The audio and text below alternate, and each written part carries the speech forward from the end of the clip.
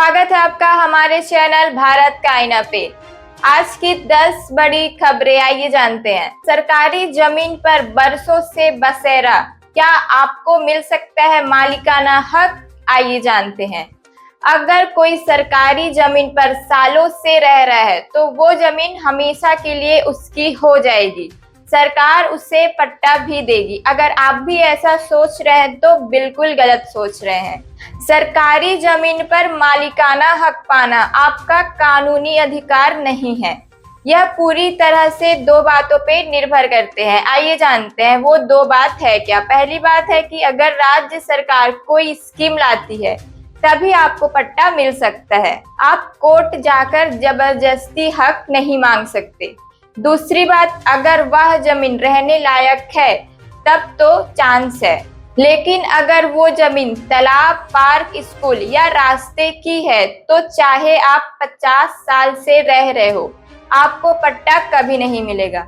तो किसी के बहकावे में ना आए, कानून को समझे।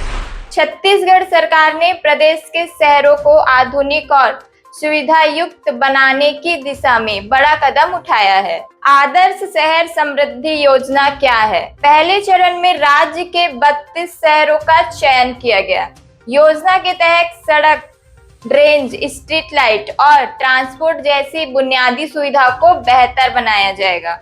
सरकार का दावा है कि छोटे शहर को भी बड़े शहर जैसी सुविधाएं मिलेंगी, जिससे लोगों की जिंदगी आसान और रोजगार के नए अवसर पैदा होंगे। सीएम साय ने कहा कि प्रदेश में संतुलित और समग्र विकास सरकार की प्राथमिकता है।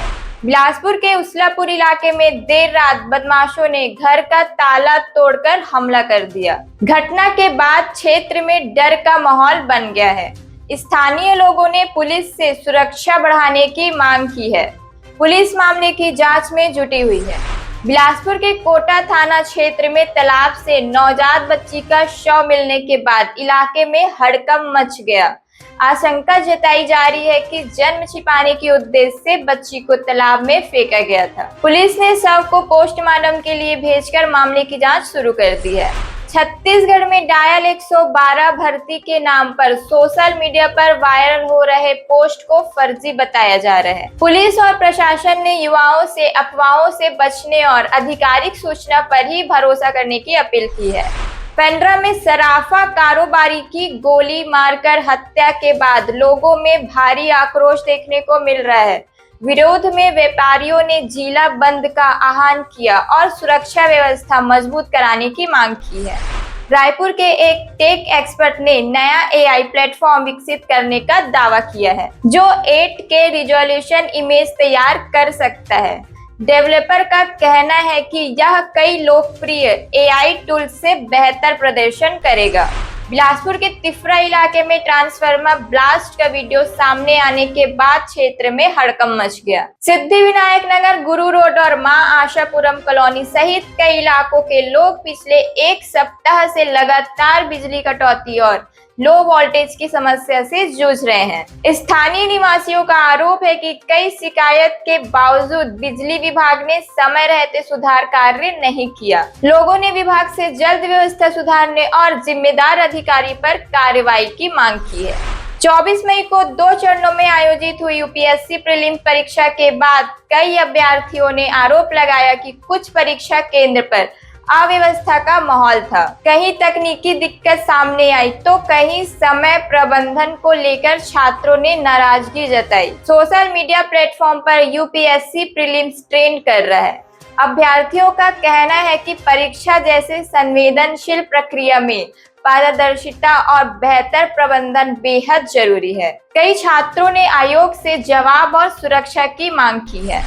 छत्तीसगढ़ के दुर्ग में पुलिस ने एक बड़े अंतर्राज्यीय साइबर ठग गिरोह का पर्दाफाश किया।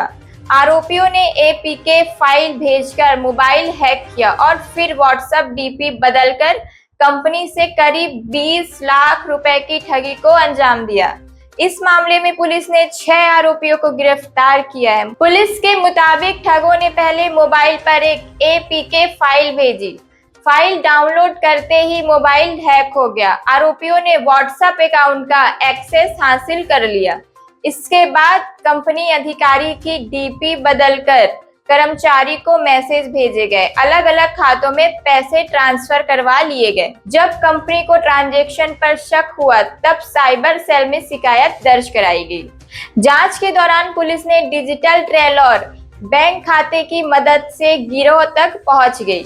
बताया जा रहा है कि यह गैंग कई राज्यों से सक्रिय था और इसी तरह लोगों को निशाना बना रहा था।